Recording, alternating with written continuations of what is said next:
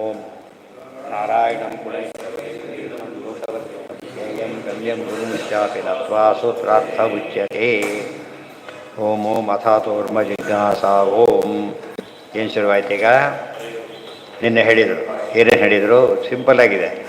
ವಿಷ್ಣುರೇವ ವಿಜಿಜ್ಞಾಸ್ಯ ಸರ್ವಕರ್ತ ಆಗಮೋದಿತ ಸಮನ್ವಯ. ನೋಡಿ, ವಿಜಿಜ್ಞಾಸ್ಯ ಓಂ ಜನ್ಮಾದ್ಯಸ್ಯ ಯತಃ ಸೂತ್ರ. ಸರ್ವಕರ್ತ ಜನ್ಮಾದ್ಯಸ್ಯ ಯತ ಅಥಾತೋ ಬ್ರಹ್ಮ ಜಿಜ್ಞಾಸ ಜನ್ಮಾದ್ಯಸ್ಯ ಆಗಮೋದಿತ ಶಾಸ್ತ್ರಯೋನಿತ್ವ. ಸಮನ್ವಯಾತ್ ಓಂ ಸತ್ತು ಸಮನ್ವಯಾತ್. ಈಕ್ಷತೆಶ್ಚ ಅದೊಂದು ಅಧಿಕರಣ. ಒಂದೊಂದು ಪದ ಒಂದು ಅಧಿಕರಣದಲ್ಲಿ ಬಂದೋಗ್ಬಿಡುತ್ತೆ. ಆ ರೀತಿ ಜಾಯಿನ್ ಮಾಡ್ತಾರೆ.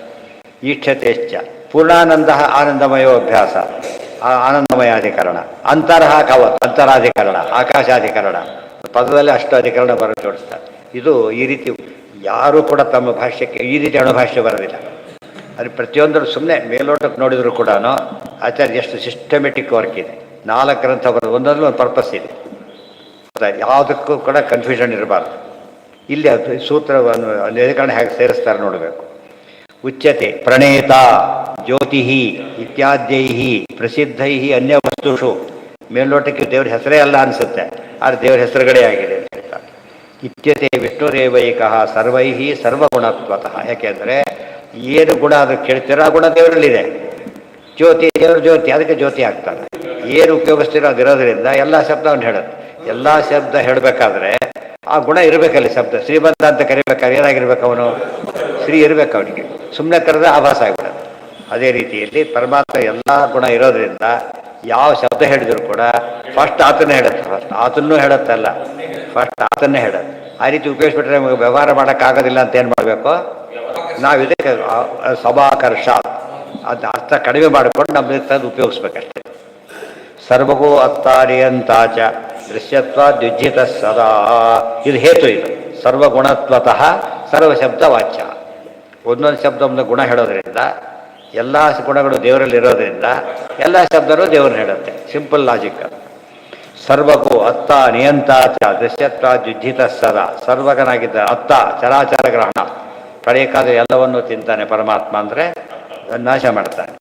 ಮುಂದೆ ಅತ್ತ ನಿಯಂತಾಚ ನಿಯಮನ ಮಾಡ್ತಾನೆ. ದೃಶ್ಯತ್ವ ದ್ಯುಜ್ಜಿತ ಸದಾ ದೃಶ್ಯನಾಗಿದ್ದಾನೆ. ಮತ್ತು ಈ ರೀತಿಯಾಗಿ ಅದೃಶ್ಯಾಧಿಕರಣ, ದೇವರ ಕಣ್ಣಿಗೆ ಕಾಣಿಸೋದು. ಇಷ್ಟೆಲ್ಲ ಮಾಡಿ ಕಣ್ಣಿಗೆ ಕಾಣೋದಿಲ್ಲ. ವಿಶ್ವಜೀವಾಂತರಾತ್ವಾದ್ಯೈ ಲಿಂಗೈ ಸರ್ವಯುತಸ್ಸೈ. ವಿಶ್ವ ಜೀವ ಅಂತರ ಇತ್ಯಾದಿ ಎಷ್ಟೇ ಪದಗಳು ಹೇಳಿದರೂ ಕೂಡ ಒಂದು ಆ ಗುಣ ಇದೆ. ಇನ್ನೊಂದು ದೇವ್ರನ್ನ ಹೇಳಕ್ಕೆ ಒಳ್ಳೆ ಯುಕ್ತಿ ಇದೆ ಅಂತಕ್ಕಂತೆ. ಆದ್ದರಿಂದ ಯಾವ ಅಲೆಗಳಿಲಿಕ್ಕೆ ಬರೋದಿಲ್ಲ. ಸರ್ವಾಶ್ರಯ ಪೂರ್ಣಗುಣ ಸ್ವ ಅಕ್ಷರಸ್ಸನ್ ಹೃದಬ್ಜಗ ಸೂರ್ಯಾದಿಭಾಸಕ ಪ್ರಾಣಪ್ರೇರಕ ದೈವತ ಇದೆ.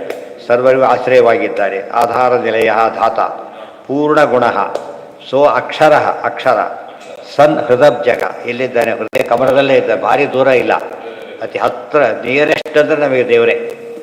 ಯಾವ ಪದಾರ್ಥಕ್ಕಿಂತ ಕೂಡ ಅತಿ ಹತ್ತಿರದ ಯಾರು ಅಂದರೆ ದೂರತರ ಮೆತ್ತು ತದೇವಾಂತಿಕ ಮಂತಿಕ. ಅತಿ ದೂರ ಆದರೂ ದೇವರು, ಅತಿ ಹತ್ತಿರ ಆದರೂ ದೇವರು. ಆದ್ದರಿಂದ ದೇವರು ಎಲ್ಲಿದ್ದಾನೆ ಹುಡ್ಕೊಂಡು ಹೋಗೋ ಕಾರಣನೇ ಇಲ್ಲ. ಆಗದೇ ಇದ್ದವರಿಗೆ ವ್ಯವಸ್ಥೆ ಮಾಡೋದು, ಅಲ್ಲಿ ಹೋಗ್ರಿ ಇಲ್ಲಿ ಹೋಗ್ರಿ ಅಂತ ಹೇಳಿ. ಜ್ಞೇಯೋ ನ ವೇದೈ ಶೂದ್ರಾದ್ಯೈ ಕಂಪಕೋ ಅನ್ಯಶ್ಚ ಜೀವತಃ. ವೇದಗಳಿಂದ ಶೂದ್ರ ತಿಳಿಬಾರದು, ದೇವ್ರನ್ನ ತಿಳಿಬಾರದು ಅಂತ ಹೇಳಿದ್ರು ಅಂತ ಹೇಳಲಿಲ್ಲ. ವೇದಗಳಿಂದ ತಿಳಿಬಿಟ್ರೆ ಸೈನ್ಸ್ನಿಂದ ತಿಳಿಯಕ್ಕೆ ಬರೋ ಆರ್ಟ್ ಸ್ಟೂಡೆಂಟಿಗೆ ಸೈನ್ಸ್ನಿಂದ ತಿಳಿಯಕ್ಕೆ ಬರೋದಿಲ್ಲ. ಗೊತ್ತಾಯ್ತಾ? ಅಷ್ಟು ಓದ್ಕೋಬಹುದು. ಸೈನ್ಸ್ನವನಿಗೂ ಹಾಗೇನೆ. ಎಷ್ಟೇ ಅವ್ದು ಆ ಕ್ವಾಲಿಟಿ ಬರ್ಬೇಕಾದ್ರೆ ಅದನ್ನೇ ಓದಬೇಕಾಗಿತ್ತು. ಮೇಲವನಿಗೆ ಕೆಳಗಿಂದ ಅರ್ಥ ಆದರೂ ಎಲ್ಲರೂ ಅರ್ಥ ಆಗಬೇಕು ಅಂತಿಲ್ಲ. ಅದಕ್ಕೇನೆ ಶೂದ್ರರಿಗೆ ವೇದಾಧಿಕಾರ ಇಲ್ಲ ಅಂತ ಹೇಳಿದ್ರೆ ಜ್ಞಾನಾಧಿಕಾರ ಇಲ್ಲ ಅಂತ ಹೇಳಲಿಲ್ಲ. ಅದು ಬಿಟ್ಬಿಟ್ಟು ವೇದಾಧಿಕಾರ ಜ್ಞಾನಾಧಿಕಾರ ಇಲ್ಲ ಅಂತ ತಪ್ಪದು. ಜ್ಞಾನಾಧಿಕಾರ ಇದೆ, ವೇದದ ಮೂಲಕ ಪಡೆಯೋ ಅಧಿಕಾರ ಇಲ್ಲ. ಅಷ್ಟೇ ಅವ್ರು ಬೇರೆ ದಾರಿ ಇದೆ ಅದಕ್ಕೆ. ಸೋಕ್ಷರ ಸನ್ ಹೃದಯ ಪ್ರಾಣಪ್ರೇರಕ ಕಂಪಕೋ ಅನ್ಯ ಕಂಪನಾಥ್. ಕಂಪನ ಸೂತ್ರ ಕಂಪನಾಥ್ ಅದು ಕೂಡ ದೇವರನ್ನು ಹೇಳ್ತಾ ಇದೆ. ಅನ್ಯತ್ರ ಜೀವತಃ ಪತಿತ್ವಾದಿ ಗುಣೈರ್ಯುಕ್ತ ತದನ್ಯತ್ರ ಚ ವಾಚಕೈ. ಅದೇ ರೀತಿ ಪತಿ ಮೊದಲಾದ ಶಬ್ದಗಳು ಈ ದೇವರನ್ನು ಬಿಟ್ಟು ಏನು ಹೇಳಿದಾಗ ಕಾಣಿಸುತ್ತೆ. ಮುಖ್ಯವಾಗಿ ಯಾರನ್ನು ಹೇಳುತ್ತೆ? ಅದು ಕೂಡ ದೇವರನ್ನು ಹೇಳ್ತಾ ಇದೆ. ಅದರಿಂದಾಗಿಯೇ ಅನ್ಯತ್ರ ವಾಚಕೈ, ಮೇಲ್ನೋಟಕ್ಕೆ ಬೇರೆ ಹೇಳುತ್ತೆ. ವಸ್ತುಸ್ಥಿತಿಯಲ್ಲಿ ಮೊದಲು ದೇವರನ್ನೇ ಹೇಳುತ್ತೆ ಎಂಬುದು ಶಬ್ದಗಳ ವಿಶೇಷತೆ. ಅದು ಅಲ್ಲಿಗೆ. ಹೌದು. ನೆಕ್ಸ್ಟ್